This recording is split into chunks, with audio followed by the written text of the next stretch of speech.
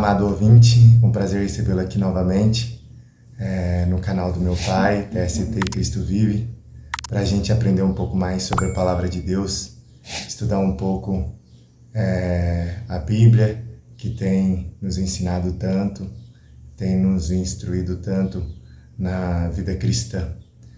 Hoje eu separei para vocês no livro de Gênesis, que se encontra no capítulo 11, que são os versículos 27 a 31. Se vocês puderem acompanhar comigo, diz o seguinte: são estas gerações de Tera. Tera gerou Abraão, Naor e Harã. E Harã gerou Ló.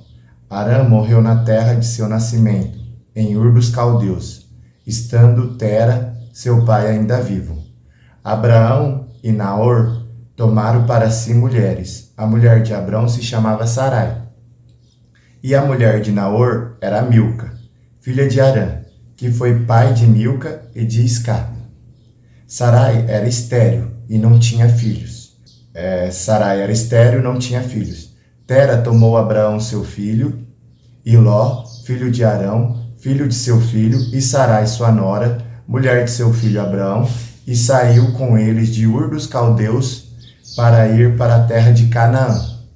Foram até Harã, onde ficaram, e havendo Tera vivido 205 anos ao todo, morreu em Harã.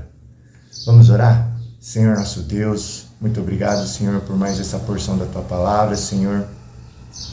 E hoje, com a ajuda do Teu Santo Espírito, Senhor, veremos que poucos versículos podem nos ensinar tanto, Senhor.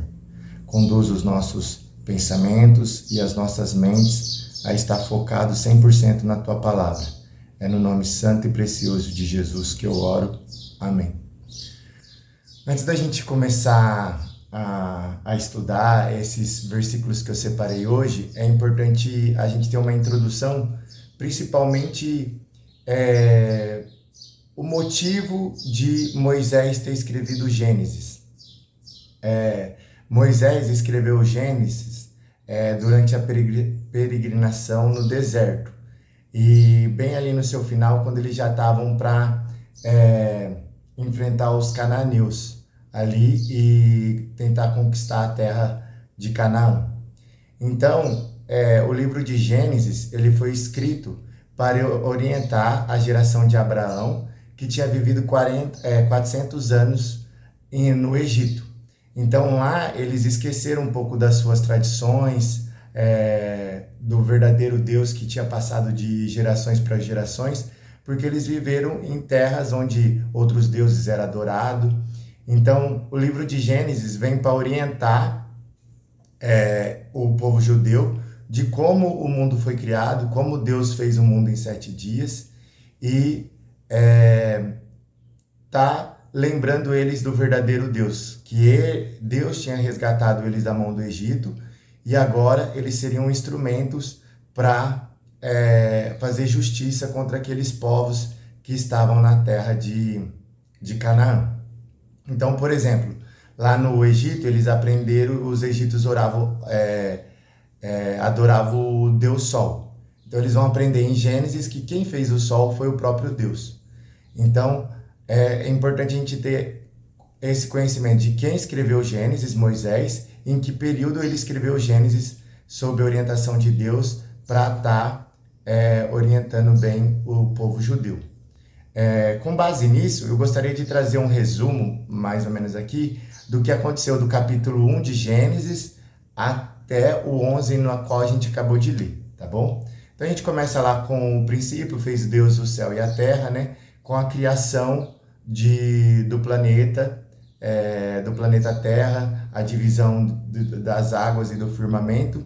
E ali o que fica claro no primeiro capítulo é que Deus é um Deus de distinção. Então Deus ele não é a natureza, ele separou o homem e a mulher. Então a gente tem as diferenças biológicas, não existe mais de 2 tipos, é macho e fêmea.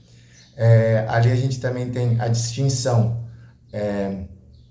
do homem e a natureza. Então o homem vai dominar a natureza E também a gente tem a distinção do certo e errado, do que Deus queria que eles fizessem, que eles não comessem o fruto que estava no centro do Jardim do Éden, e isso era o correto a se fazer, não comer. E o errado é que eles acabaram caindo e quiseram se parecer com Deus, e ali houve a queda. Então, além dali da criação do homem, da natureza, a gente tem o pecado de Adão e Eva comendo o fruto que Deus não queria que eles comessem.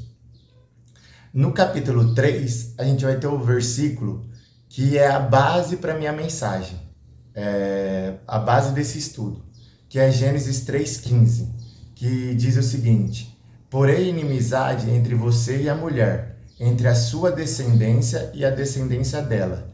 Este lhe ferirá a cabeça e você lhe ferirá o calcanhar. Então ali, depois que Deus se encontra com Adão e Eva logo após eles ter pecado, Deus ali, ele decreta que ele colocaria inimizade entre a descendência da serpente, que orientou Eva a pecar, e a descendência da mulher. Ali Deus começa a separar duas gerações, a geração da serpente e a geração da mulher. E aqui tem a grande promessa que perdão, aqui minha câmera deu uma escorregada. Calma aí que a gente já ajeita. Perdão. E ali a gente vai ter a promessa de Jesus Cristo, que de Jesus Cristo, da descendência da mulher, viria Jesus Cristo, que esmagaria a cabeça da serpente. Então, Gênesis vai começar a fazer essa distinção entre a descendência dos que não queriam a vontade de Deus e a descendência que Deus foi separando, foi instruindo para estar fazendo a sua vontade, mesmo que muitas vezes isso não aconteceu, mas dessa descendência viria o Cristo. Então, a gente começa já a formar essas duas descendências a partir de Caim e Abel. Ali a gente vai ter a descendência de Caim e Abel. Deus dava algumas instruções ali de como queria ser adorado. Ali já tinha alguns prenúncios sobre o sacrifício, né? Porque o próprio Deus mata um animal e com a pele dele faz roupa para Adão e Eva. E ali já tem alguns indícios de como Deus queria ser adorado. E Abel, ele entende essa questão do sacrifício, porque ele oferece um sacrifício a Deus, que Deus se agradou. E Caim não, Caim ele era agricultor, ele pega algumas coisas que estavam na terra e oferece a Deus. E Deus se alegra com a oferta de Abel, mas não se alegra com a oferta de Caim. Nós vamos ver ali que o texto é bem claro, que Deus se agrada de Abel e de sua oferta, e não se agrada de Caim e de sua oferta. Já dando ali um primeiro relato sobre a soberania de Deus. Ele que nos escolhe, ele que, sem a gente ter mérito nenhum. E nesse período aí, Caim se revolta, ele fica indignado, e Deus ainda tenta conversar com ele, fala que o mal está à sua porta, e cabe a ele vencer esse mal. Mas Caim não escuta Deus e comete o primeiro homicídio, né, que matando Abel. Então a gente pode se dizer que Abel foi o primeiro mártir, né, do Velho Testamento, né, do princípio, né. Então ali já começa a ter essa distinção. Com isso Deus castiga Caim, fala que ele teria que andar como nômade, né, andarilho pela terra, e tudo que ele plantasse não daria fruto. E ele sai do Éden, porque até então, quando Adão e Eva pecou, eles saíram do Jardim do Éden, mas ainda eles viviam na região do Éden. Então Caim se afasta ali, e ali, eu não lembro agora qual é o capítulo, mas a gente vai ter toda a descendência de Caim. Acho que, se não me engano, é no capítulo 4, mas vocês podem estar conferindo aí na Bíblia de vocês. E ali tem todas as gerações de Caim, e é impressionante essa genealogia, que eles vão explicando que cada geração de Caim acontecia, né?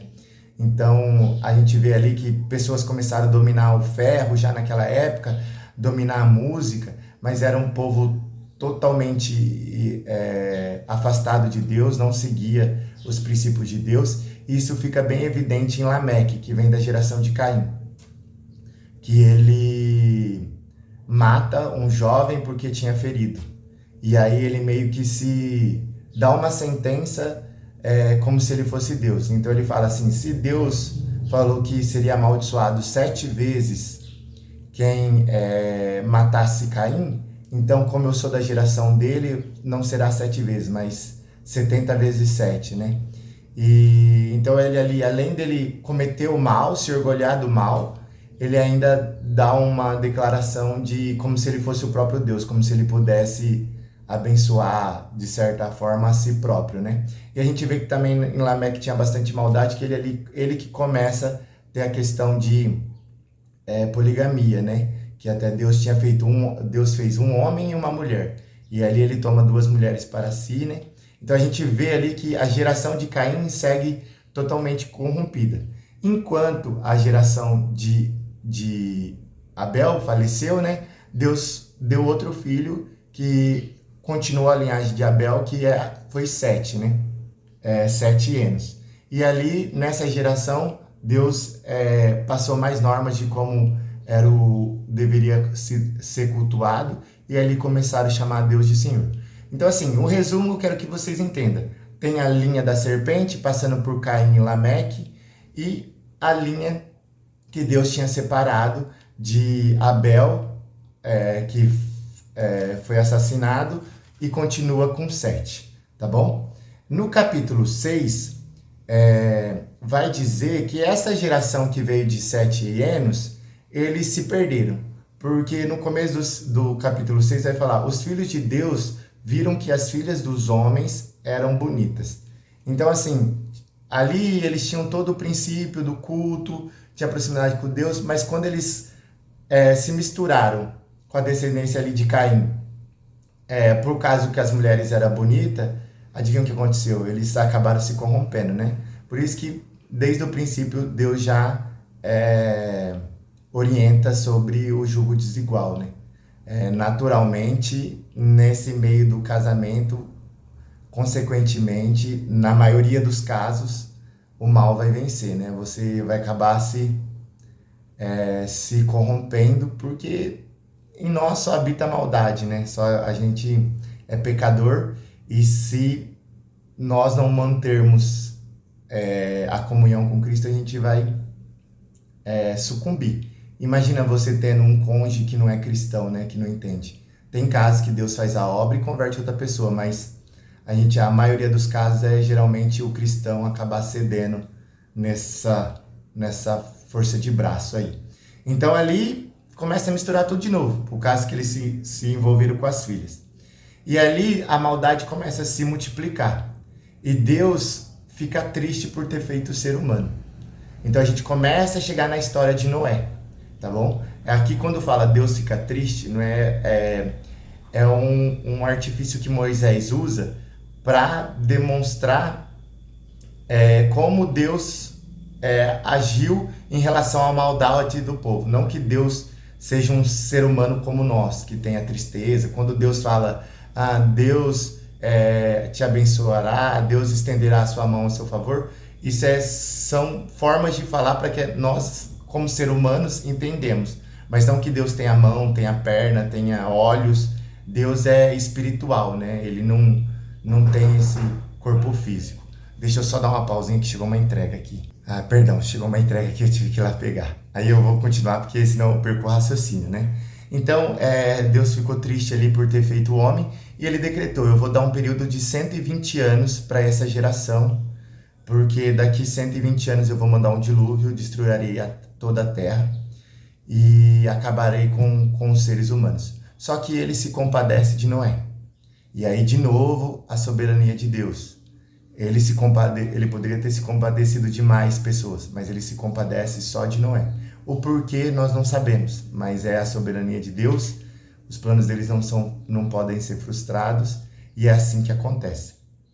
Então Noé ali começa a fazer a arca segundo como Deus queria, e ali a questão dele fazer a arca já era uma evangelização, porque imagina, todo mundo passava, via aquela arca enorme, num lugar onde não tinha rio, não tinha mar perto, falava, esse cara é louco, o que ele está fazendo? Então iam perguntar, e ali era Era uma maneira dele anunciar o evangelho. Então tem relação com o tempo que a gente está vivendo hoje. Como um dia chegou à conclusão de tudo e Deus destruiu a terra pelo dilúvio, isso acontecerá de novo com a volta de Jesus Cristo, né? E a gente está nesse período de evangelização, de redenção, né? Então, infelizmente, e já determinado por Deus, ninguém se converte ali, só são salvos Noé e a sua família, né? Seus 3 filhos e as suas noras. Então, ali depois do dilúvio, tudo é recomeçado de novo. Tudo que começou ali com Adão e Eva é recomeçado agora através de Noé. E a Bíblia vai falar que Noé teve 3 filhos, Sem, Cã e Jafé. Então a gente vai continuar vendo essa descendência. O que acontece? Um dia Noé, apesar de ser escolhido por Deus, ele não era perfeito, ele pecou, se embriagou ali em sua tenda e Cã foi o primeiro que presenciou. Ele ficou ali olhando e foi lá contar para os seus irmãos. O pai tá lá peladão e tomou todas lá. E aí, Sem e Jafé, eles vão lá de costas para não ver a nudeza do pai e joga o cobertor sobre o pai para tampar a nudeza de Noé. Então Noé, quando ele acorda e fica sabendo disso, ele fica muito revoltado com Cã, porque Cã tinha pecado ali. E aí você pergunta, mas como ele pecou? Ele só viu e foi avisar. O que acontece é o seguinte: o pecado de Noé tinha sido um pecado não público, vamos dizer assim. Então ele tinha ali tomado as suas, então assim, o Cã deveria preservar a honra do pai.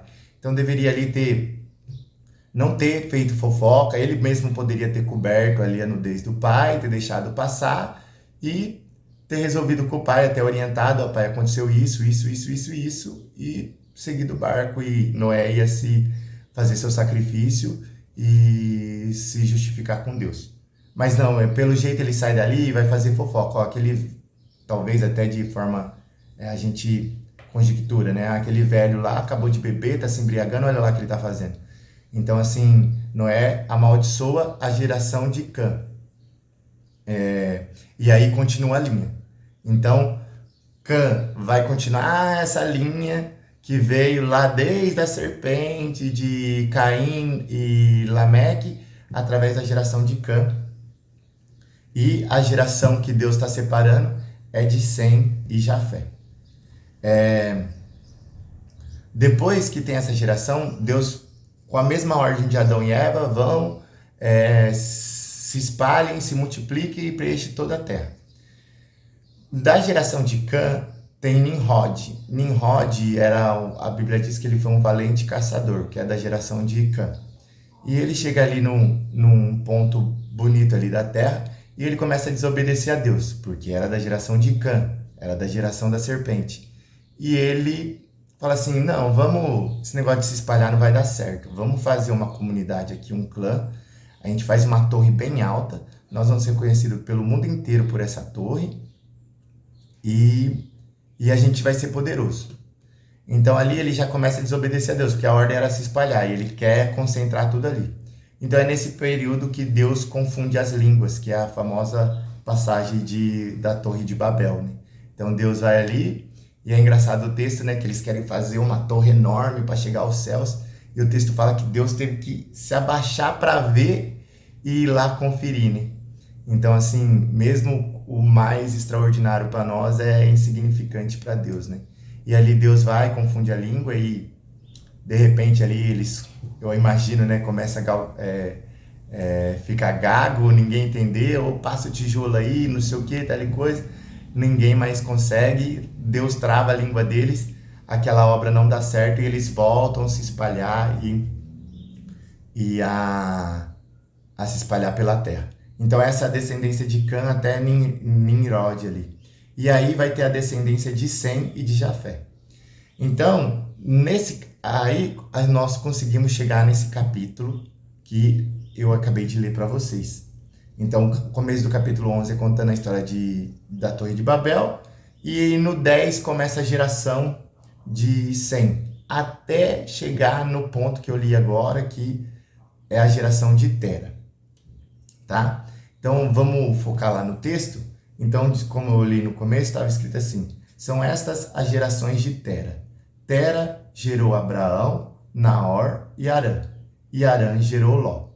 Então, tem ali Tera, gerou Abrão, Naor e Harã. E Ló era o sobrinho de Abrão, que era filho de Harã.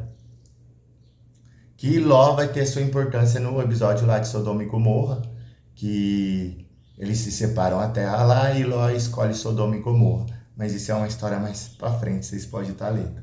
E aí o texto continua assim: Harã morreu na terra de seu nascimento, em Ur dos Caldeus, estando Tera, seu pai, ainda vivo. Então a gente vê que Ló ali ficou meio que órfão, porque o seu pai morreu. Então ele só ficou ali com os tios, né, que era Naor e Abrão, na cidade de Ur dos Caldeus ali. Então o 29 vai dizer assim: Abrão e Abrão e Naor tomaram para si mulheres. A mulher de Abrão se chamava Sarai, e a mulher de Naor era Milca. Então a gente pode ver aqui que Naor, a gente vai ver que ele casou com a sua sobrinha. Então é o que diz aqui na continuidade, ó. E a mulher de Naor era Milca, filha de Harã, que foi pai de Milca e de Isca. Então Milca, ela era irmã de Ló, e Milca se casou com Naor. Então assim, Naor se casou com a sua sobrinha. A gente tem que lembrar que naquele período ainda Deus permitia ainda o casamento com os sanguíneos, né? Até porque era pós-dilúvio, né? A geração estava começando ainda, então ali era permitido. Isso só vai ser proibido na lei de Moisés, né? Apesar da gente já ter lá com Lameque, igual eu falei, a questão de homens se casarem com mais de uma mulher. Mas aqui a gente não vê isso, só vê a questão de casamento parentesco, né? Então, aí vai terminar o 30 dizendo: Sarai era estéril e não tinha filhos. Aqui Moisés já vai dando a apresentação sobre a história de Abraão, que vai começar no capítulo 12. Então ele apresenta o pai de Abraão, apresenta seus irmãos, seu sobrinho, que vai ter a sua importância, e apresenta Sarai como estéril. E é em Ur dos Caldeus que Deus se apresenta para Abraão, dizendo para ele que a geração dele seria maior que as estrelas no céu. Então, assim, ali já tem a questão de Abraão ser provado na questão da sua fé, né? Porque, como o texto já deixa claro no versículo 30, Sarai era estéril. Antes da gente ler o 31, que vai começar a peregrinação de Tera, Abraão e Ló até Harã, é importante a gente frisar isso, sobre como que era Abraão. Abraão, o seu nome significa pai elevado. É como se ele fosse um astrólogo. Ele ficava pai elevado porque ele ficava olhando as estrelas e se baseava nas estrelas para prever o futuro das pessoas. E isso mostra mais uma vez a soberania de Deus, porque às vezes a gente fica pensando: não, Abraão já era piedoso, já conhecia Deus, já tinha ali, era um bom rapaz. Não, ele era totalmente idólatra, acreditava e adorava outros deuses. Isso a gente pode ver no texto de Josué, que diz assim: então Josué disse a todo o povo: assim diz o Senhor, Deus de Israel, antigamente os pais de vocês, incluindo Tera, que é Tera, né, pai de Abrão e de Naor, viviam do outro lado do Eufrates e serviam outros deuses. Então aqui fica bem claro que Abraão, mesmo vindo daquela linhagem lá de Sem, né, ele se perdeu ali com os costumes, com as idolatrias, né? Mas ali Deus aparece para ele e ele crê em Deus. Então a gente vai começar a questão da peregrinação, né? Pelo texto dá para se entender assim: o 31. Tera tomou Abraão, seu filho, e Ló, filho de Harã, filho de seu filho, e Sarai, sua nora, mulher de seu filho Abraão. Então a gente vê que a iniciativa de sair dali foi de Tera. Mas como assim, se Deus apareceu para Abraão? O que provavelmente deve ter acontecido ali em Ur dos Caldeus, Deus se apresentou para Abraão e falou para ele que ele ia continuar essa descendência e que a partir dele viria o Messias ali. E Abraão creu. E Abraão foi contar para seu pai, ó, apareceu o Deus para mim, o Deus verdadeiro, o Deus dos nossos antepassados, e diz que a gente tem que ir para Canaã. Tera acreditou, ele confiou. E seu filho Ló também. Isso vai ficar bem evidente no Novo Testamento, onde Ló é chamado de o justo Ló, porque ele creu também, né? Então ele vai ali. Então, só que Naor não. Naor, o irmão, pelo jeito, ele não acreditou tanto. Então o texto vai falar que Tera tomou Abraão, falou assim, ó, quem acredita vamos, quem não acredita fica, e bora. Tera tomou Abraão, seu filho Ló, filho de Harã, filho de seu filho, e Sarai, sua nora, mulher de seu filho Abraão, e saiu com eles de Ur dos Caldeus para ir à terra de Canaã. Então a gente vê que todo mundo foi, menos Naor, né? E foram até Harã, onde ficaram. E havendo Tera vivido 205 anos ao todo, morreu. Então, perdão. O que acontece? Ali era como se fosse um triângulo. Eles estavam aqui, Tera e Abraão, em Ur dos Caldeus. Aqui estava Canaã, na outra ponta de baixo do triângulo. Só que no meio deles tinha um deserto. Então o caminho mais lógico era subir até Harã para depois descer para Canaã. Entendeu? Então assim, eles sobem até Harã. Só que chega lá em Harã, eles ficam lá. Então desobedece ali, parece que como se Abraão e Tera, eles meio que se esquecessem da promessa, caíssem um pouco no esquecimento, e eles continuam ali em Harã ali. E ali eles ficam ricos, a gente vai ver na continuação do texto ali, eles começam a ter muita propriedade, tanto é que quando eles chegam em Canaã, eles têm que se separar ali de tanta riqueza que eles tinham, não dava para ficar Abraão e Ló junto. E essa riqueza ela vem em Harã. E é só a partir do ponto que Tera, seu pai, morre, que ele meio que se desapega dessa questão e continua o que Deus tinha pedido para ele, que era ir até Canaã, né? Então, assim, a gente tem agora o conhecimento desses versículos que eu trouxe aqui. Então, em relação a tudo isso, desse resumo que a gente fez do 1 até o 11, e sobre essa questão de Abraão. E a gente vai ver que no 12 começa toda a questão de Abraão, a fé que ele teve ali para continuar a descendência. Que lições a gente pode tirar disso tudo? A primeira lição é que Deus sempre manteve um povo para si. Então, a Bíblia, ela se resume a isso. A Bíblia é o registro dos atos salvadores de Deus, desde o princípio ao fim. Mesmo quando o homem se desvia, não quer fazer a vontade de Deus, Deus sempre estabelece uma linhagem que começou lá com Sete, com Enos, com Sem, até por isso que o povo judeu é chamado de semita, né? Porque é da geração de Sem, e vai para Abraão, os patriarcas ali. E esse capítulo 11 é importante porque ele faz a separação do pós-diluviano para os patriarcas. Então, Deus ele sempre vai manter a linhagem santa até vir o Messias. E isso mostra aos 4 períodos que a Bíblia se estabelece. Primeiro, a queda, né? A criação, perdão, que está em Gênesis, e a queda, esses 2 períodos. Criação, queda, em Gênesis. E redenção em Jesus Cristo, e a consumação, que será a volta de Cristo. Então você vê que desses 4 períodos, os 2 primeiros períodos estão em Gênesis. Nós temos que entender a importância do livro de Gênesis, porque se a gente tira Gênesis da Bíblia, a Bíblia não faz sentido nenhum. É ela que dá toda a base para tudo que vai ser dito, tanto no Velho como no Novo Testamento.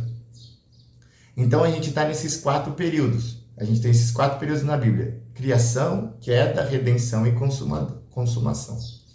E Deus sempre deixou essa linhagem santa até a vinda de Messias. Muita gente pensa que Deus teve 2 modos de salvar. Antigamente pelas obras, pelo sacrifício, e atualmente pela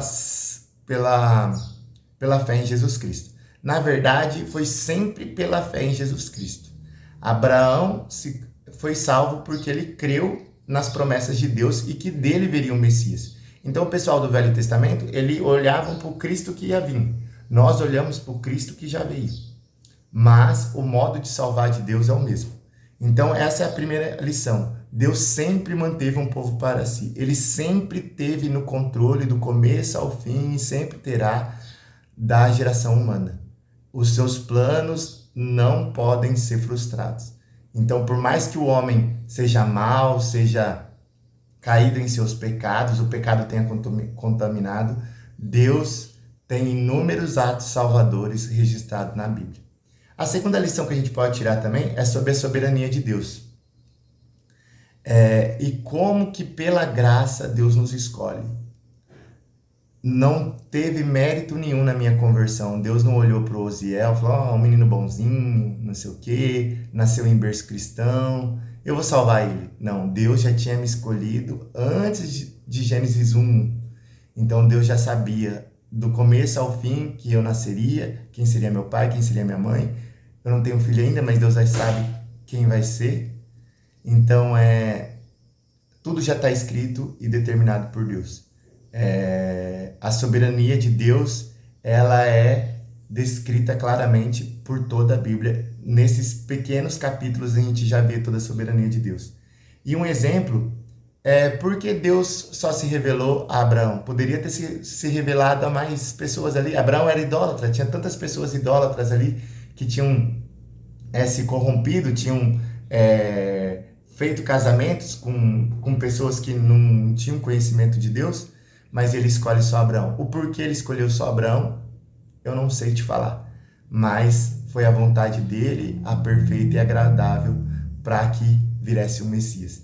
E tanta soberania de Deus que ele pegou um idólatra que acreditava nos astros, nas estrelas, e colocou ele na linhagem de Jesus Cristo.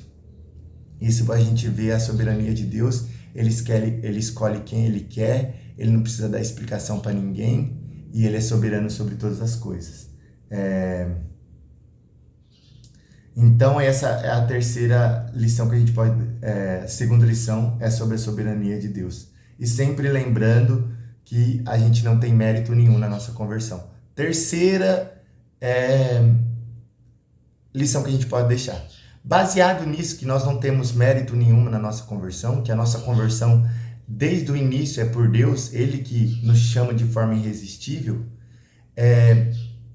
nós temos que continuar orando por aqueles entes queridos que estão afastados do caminho de Deus. Porque Deus tem o poder, Ele que chama do início ao fim, e por mais que a pessoa esteja afundada em idolatria, às vezes a gente olha uma pessoa que é de uma religião totalmente contrária, ou banda, católica, que adora ídolos, e a gente às vezes já julga, essa pessoa nunca vai ser salva. Mas para Deus não é impossível. Como ele chamou Abraão ali, ele pode chamar qualquer um. Então a gente tem que continuar orando pelos nossos entes queridos, temos que se posicionar sim, mas principalmente para aqueles que estão mais ao nosso redor, nosso parentesco, a gente tem que sempre deixar as portas abertas, porque a gente não sabe quando Deus vai tocar no coração deles, e eles vão lembrar que você é um servo de Deus, que você sempre esteve ali ao lado de Deus, e Ele vai ter você como um filho pródigo, né? Ele pode voltar e saber que ali com você ele vai conhecer e aprender mais sobre Deus. Sempre lembrando que os planos deles não podem ser frustrados. Então, enquanto a pessoa tem vida, a gente tem que continuar orando pela conversão dela, pelo chamado dela, né? 4. E último que eu queria deixar sobre esse estudo é aquele versículo que está escrito em Hebreus. Hoje, se ouvirdes a minha voz, não endureçais o vosso coração. Hoje você tem que fazer uma avaliação de você mesmo. Aonde você está? Você está mais para a descendência de Caim? Aqueles que nunca quiseram saber de Deus, que, como na geração atual, absorve todo tipo de conhecimento para que Deus não se encaixe nele, coloca a ciência no lugar de Deus, e nada contra a ciência trouxe diversos benefícios, mas quando a ciência entra na questão da criação do mundo, que vai contra esse livro de Gênesis, ela está tentando excluir Deus da jogada, que o homem é a evolução do macaco, do Charles Darwin.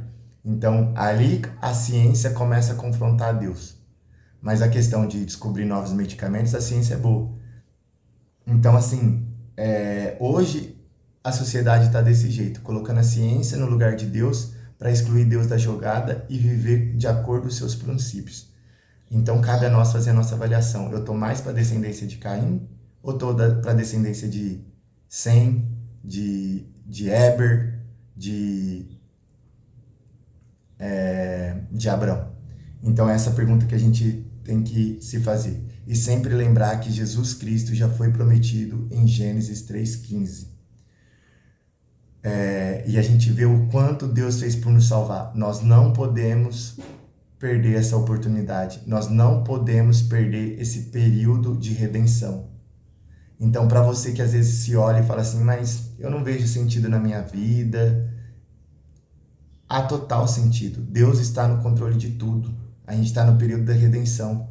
Você faz parte daquele que Deus veio ao próprio mundo, morreu e para perdoar seu pecado. Ele é o Cordeiro Santo que se entregou por nós para que Deus pudesse fazer seu último ato salvador, o principal de todos. Tudo que é descrito em Gênesis, os sacrifícios, aponta para Jesus Cristo. Então hoje, se ouvirdes a minha voz, não endureçais o vosso coração. A minha oração é que, se não for por essa palavra de agora, que Deus se revele a você, e um dia eu creio que você se verá totalmente conhecido de Deus. Deus vai te chamar pelo nome e você não vai conseguir resistir a esse chamado, e você vai entender com mais profundidade tudo isso que a Bíblia nos ensina sobre o ato salvador de Deus. Essa é a minha oração que eu faço para você, que você acredite que Jesus Cristo pagou o preço pelo seu pecado e que não há mérito em nenhum, e que toda a história o homem sempre fez o que desagradou a Deus. E é por isso que era necessário o Messias, para que se entregasse por nós e fosse o nosso sumo sacerdote, nos purificasse de todo o pecado. É tudo por graça, é do início ao fim, é pela graça. Gostaria de encerrar fazendo uma oração, deixar um hino para vocês, que é nas mãos do olheiro, né? E é um hino também que ressalta a soberania de Deus. Então, medite nesse hino, que é um hino muito edificante. Vamos lá orar comigo? Senhor nosso Deus, muito obrigado por essa palavra de hoje, Senhor. Eu sei que há em mim muita imperfeição sobre a questão de explicar a Tua palavra, Senhor, mas contudo que tenha sido de uma forma fácil de entendimento, e eu sei que se não for, o Espírito Santo completará o entendimento, Senhor. Abençoa aqueles que já são salvos, derrama a Tua graça pelos meios que o Senhor deixou, como oração, leitura da Bíblia, conhecimento da palavra e louvor a Ti, ó Pai. E aqueles que não Te aceitou, Senhor, Tu sabes, Tu és soberano, Tu sabes o melhor momento de chamar, Senhor. E como eu volto a ser repetitivo, os Seus planos não podem ser frustrados. Não há nada que o Senhor queira que não vá acontecer. É no Teu santo nome que eu oro, no nome precioso de Jesus Cristo, aquele que morreu e ressuscitou ao terceiro dia, e hoje está à sua direita, intercedendo por cada um de nós. É no nome santo e precioso dele que eu oro. Amém. Fique com Deus, um forte abraço e até a próxima.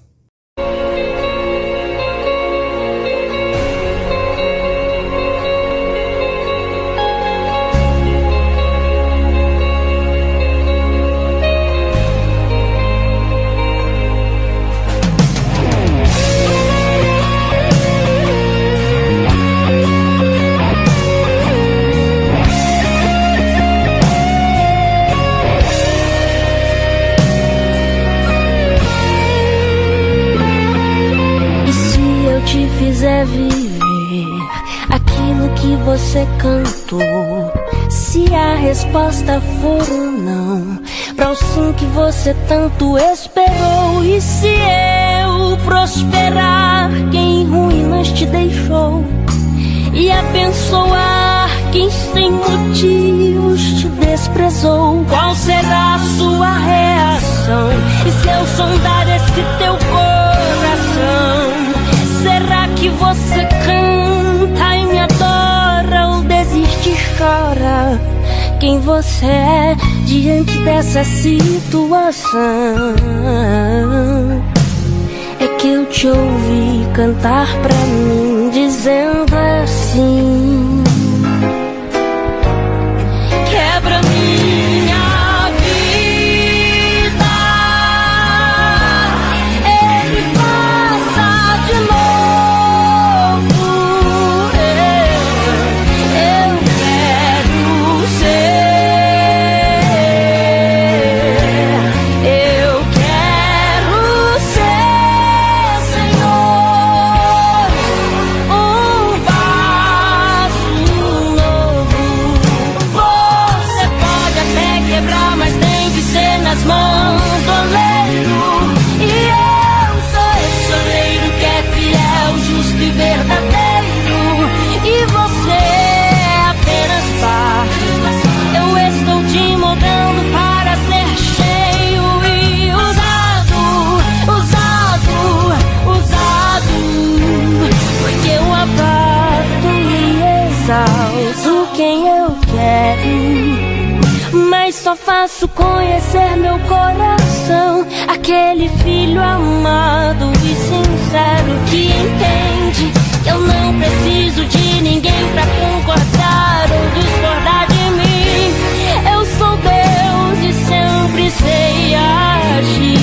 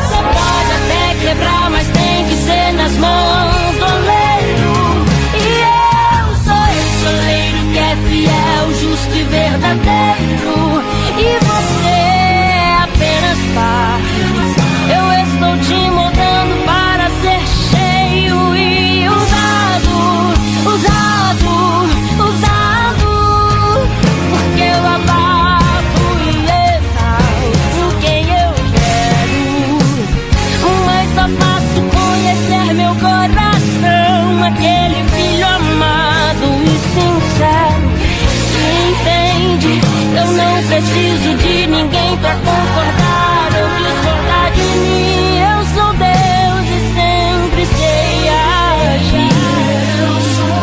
Eu sempre sei agir.